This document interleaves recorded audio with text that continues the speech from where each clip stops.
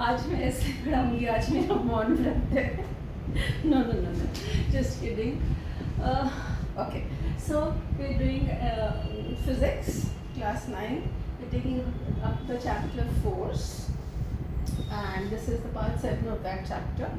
And today we are trying to understand briefly, not in detail, second law of motion or Newton's second law. ठीक है? तो definition तो हम बाद में पढ़ लेंगे, वो तो हमें ऐसे समझ ही नहीं आती. If you want to do this, just go through part 6 of force, क्योंकि वहाँ पे मोमेंटम अच्छे से समझाया हुआ है, and that is very necessary for you to understand. Okay, momentum का you need to understand. Now first of all let's understand the meaning of rate. Rate क्या होता है? Rate is anything upon time. Just remember this thing. Rate, that is it. Rate always means whatever it is upon time. Just don't forget this. Okay. So rate of change of momentum. Let's split this into parts. Rate हमने समझ लिया. Now what is this? Change of momentum. Change of momentum we done in the previous 6th वाला, और उसका expression ये होता था. तो अगर चेंज ऑफ मोमेंटम ये है और रेट का मतलब होता है ऑन टाइम, तो change of momentum upon time. ठीक है. सो ये हो गया first sentence. This is directly proportional to the force applied. मतलब ये जो चीज़ हुई, मोमेंटम चेंज हुआ, स्पीड चेंज हुई, एक्सेलरेशन हुआ, स्पीड कम हुई, ज़्यादा हुआ, वो कितने टाइम में हुआ वो डिपेंड करता है फोर्स पे. That is what is the law. मैं फिर से बताती हूँ, ये इसके एक्सप्रेशन है. I am sure you remember these formulas. You know the units of force. Newton kgm metre square is a vector quantity. It can be positive, negative. Newton is the smallest short form of the force. Now let's understand this one. इसका मतलब क्या हुआ? इसका मतलब हुआ कि okay, now there are how many things that you can see in it? You can see F, M, V, U, T, A. There are 5 things involved in the second law. F, M, U, V, T and A. अब हमें अगर इनके बारे में आपस में comparison करना है, तो सारों को एक साथ मिला के तो नहीं कंपेयर कर सकते ना. अगर 5 लोग आके एक साथ बोलने लग जाए तो कुछ समझ आएगा? नहीं समझ आएगा. तो क्या करना पड़ता है? 2 लोग बात करते हैं और बाकी सबको चुप रहना पड़ता है. Right? That's how conversation happens. Rest of you keep quiet, 2 people will talk to each other, तभी बाकियों को भी समझ आता है. So the same thing has to happen here. We have to keep only 2 things talking. Any 2 things, this and this, this and this, this and this. Any 2 things you can keep, make them talk, and rest of the other things have to keep quiet. Have to keep quiet का अब physics में क्या मतलब हुआ? They have to remain fixed. They cannot change. We can. There are 6 quantities that we just saw. When we want to compare any 2 quantities, suppose I want to compare force and mass. Then हमें V, U, T, A सबको constant रखना पड़ेगा. Others have to remain fixed और they do not have to change. They have to remain constant. ये बहुत important बात है, क्योंकि इससे बहुत कंफ्यूजन होता है. Whenever they tell you to compare 2 things, just assume बाकी सब चीज़ फिक्स्ड है. वो चीज़ नहीं होती है. एक अगर हम फोर्स और टाइम कंपेयर कर रहे हैं, तो मतलब ऑब्जेक्ट फिक्स है. एक कार है, वही कार है, उसका मास फिक्स्ड है, उसकी इनिशियल स्पीड उतनी ही रहेगी, उसको हम फाइनली उसी स्पीड पे, फिक्स स्पीड पे लेके जाते हैं. ठीक है. अगर हम फोर्स और मास को कंपेयर कर रहे हैं, तो इसका मतलब हम एक फिक्स टाइम के लिए ही फोर्स लगा रहे हैं. उसकी इनिशियल स्पीड भी फिक्स्ड है, उसकी फाइनल स्पीड भी फिक्स्ड है. हम सिर्फ फोर्स और ऑब्जेक्ट को, हम कार पे फोर्स लगा रहे हैं कि हम ट्रक पे फोर्स लगा रहे हैं कि हम छोटे से स्टोन पे फोर्स लगा रहे हैं, वो हम कंपेयर कर सकते हैं. पर उसका कितनी देर तक फोर्स लगानी है, कितना उसका इनिशियल स्पीड है, कितना उसका फाइनल स्पीड है, ये हमें फिक्स करके रखना पड़ेगा. Comparing 2 quantities, keep rest of them fixed. According to the law, ये तो बहुत ब्रॉड लॉ हो गया, मतलब बहुत कॉम्प्लिकेटेड हो गया। Let's simplify it. The first thing is force is inversely proportional to time. I hope you know understand the meaning of this. Force is inversely proportional to time. Inverse proportion का क्या मतलब होता है?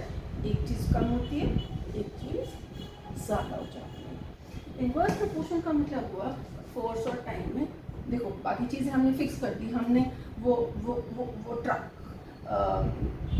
Fix कर दिया, उसकी initial speed fix कर दी, वो एक स्पीड से जा रहा था।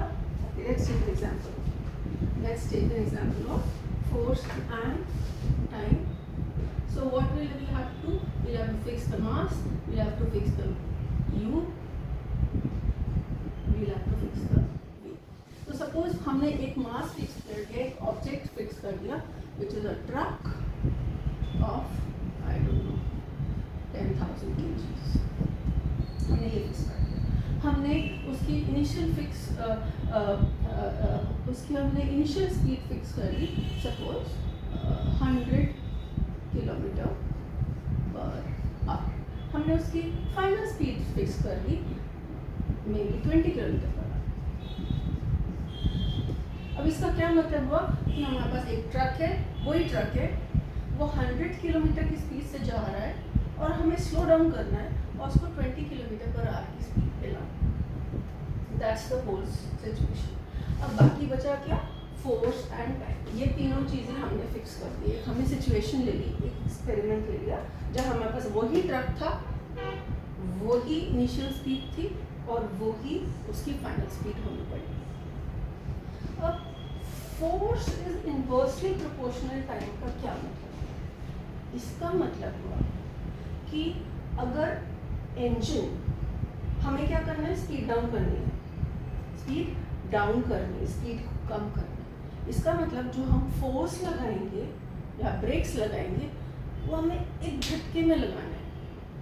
अगर आप धीरे धीरे धीरे धीरे ब्रेक लगाओगे तो वो स्लो डाउन होएगा? नहीं होगा। हमें एक सेकेंड में वो ब्रेक लगाना है और खूब सारा जोर से दबाना है।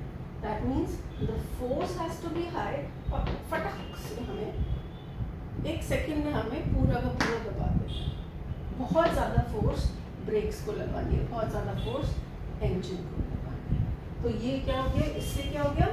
We need very high force and it has to be applied in very less time. इसका मतलब हुआ inversely proportional।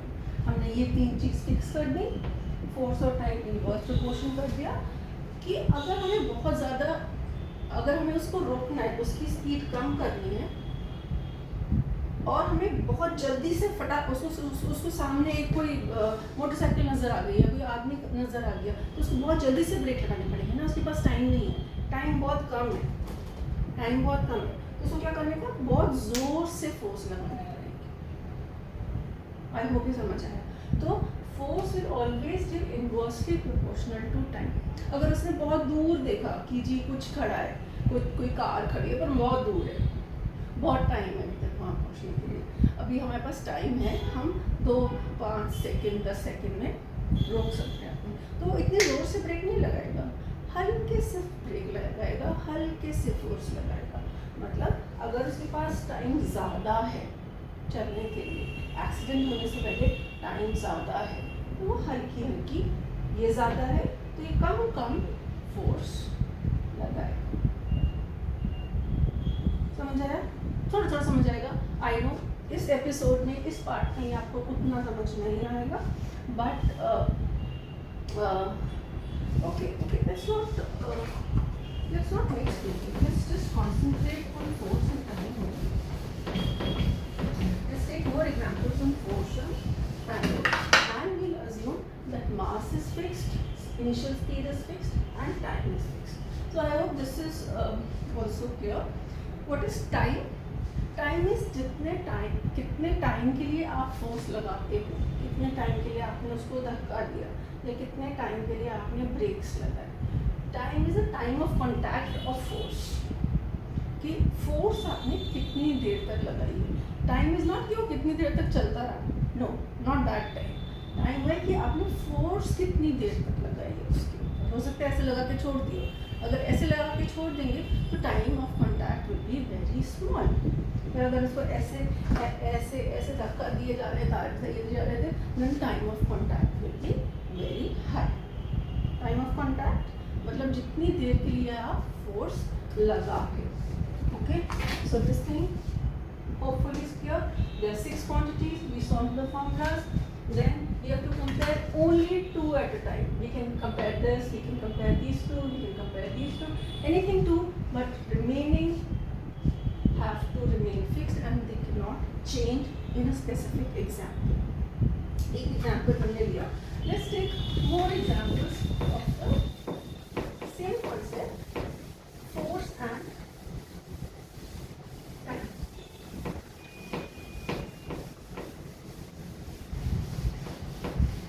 Force and time too. Let's take 2-3 examples.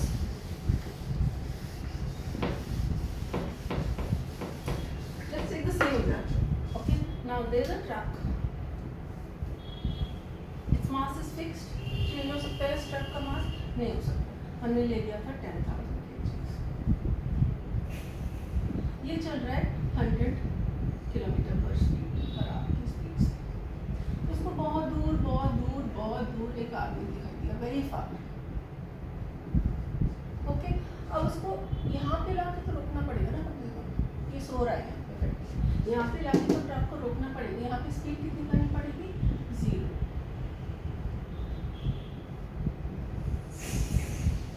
बहुत दूर है यार, इस पे हमें स्पीड उसके पहले ही रोकना पड़ेगा जिससे उसको चोट नहीं लग जाए। तो मैन इज वेरी फास्ट। अब आप बताओ कि यहाँ तक पहुँचने के लिए उसके पास कितना टाइम है?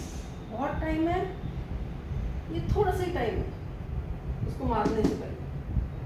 बहुत टाइम है क्योंकि उसको 2 किलोमीटर पहले से ही दिख गया कि वो आदमी वहाँ लेटा हुआ है, उसको बचाना है। So what happens is we have lots of time.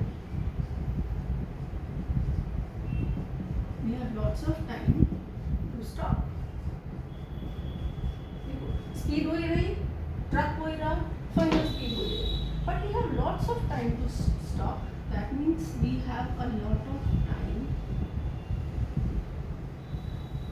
Time is high. We can do it very slowly. अगर अब हमारे पास टाइम है तो आप सोचो, प्रैक्टिकली सोचो, क्या ठक करके ब्रेक लगा दोगे? जोर से दबा दोगे ब्रेक्स? नहीं, आप हल्का सा पेडल दबाओगे, धीरे धीरे धीरे धीरे धीरे फोर्स लगाओगे, इंजन लगाओगे, ब्रेक लगाओगे। So what is happening when you have lot of time to stop? Then what will you do? Then the force of brakes, force या brakes that you are applying, the force you need to apply will be less. That's what it is.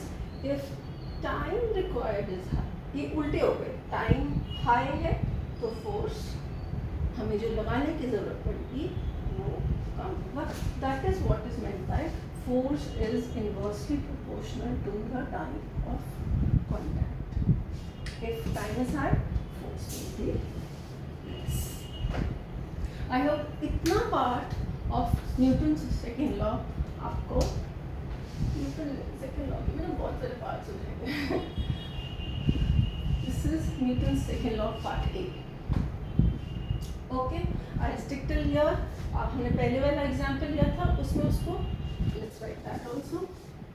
ये truck था 1000 kg का, 100 कैसे रह गया, 1000 kg का truck था और ये आदमी बिल्कुल यहीं खड़ा था, सो रहा था यहाँ पे बैठ के। उसको यहीं पे, इसकी यहाँ पे स्पीड 100 किलोमीटर पर आ रहा है और इसको यहीं पे पहुँचते पहुँचते इसकी स्पीड 0 किलोमीटर पर आ कर दी। तो उसको एक्सीडेंट थोड़ा ना करना है। तो this man is very close to the truck, distance नहीं है। अब हम उसके पास कितना टाइम है ब्रेक लगाने के लिए? यहीं से यहाँ पहुँचते ही उसको ब्रेक लगाना पड़ेगा कि नहीं? थोड़ा सा लुक कर दो, तो समझ नहीं आ रहा है कुछ। आदमी बहुत ही पास है और उसको यहाँ तक पहुँचते स्पीड, ये जो ट्रक है इसको स्पीड 0 किलोमीटर पर आवर करनी पड़ेगी। थोड़ा सा ही टाइम है उसको ट्रैवल करने के लिए और उसको अपनी स्पीड 0 करनी है। टाइम क्या है? टाइम हमारे पास बहुत कम है। नहीं, अगर टाइम ज़्यादा लगाएंगे तो क्या होएगा? राइट?